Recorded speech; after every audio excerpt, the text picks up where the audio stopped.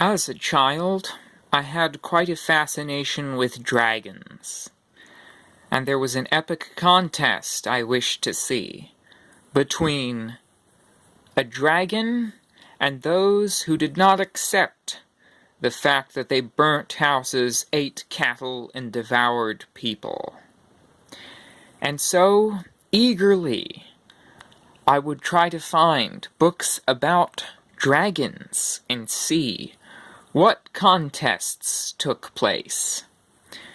A contest between a dragon and an armed knight with all the skill and bravery of that group. I wanted to see how a knight with arms would bring down a dragon, or rather, I wanted to hear it in narrative form. But the search was difficult.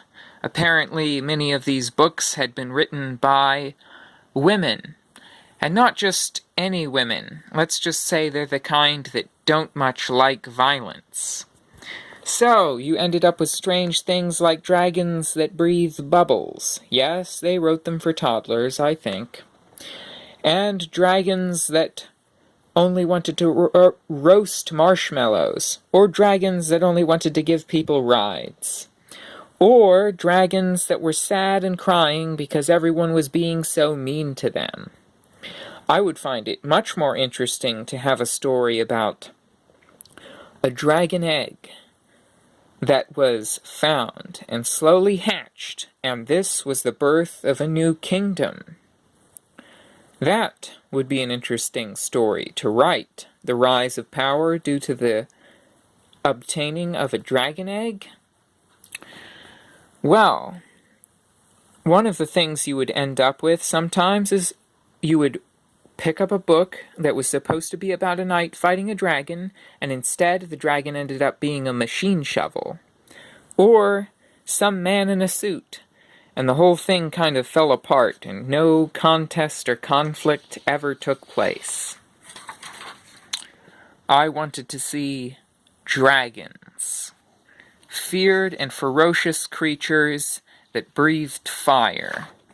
Take on some of the greatest warriors in history. I wanted to see how those warriors dealt with dragons.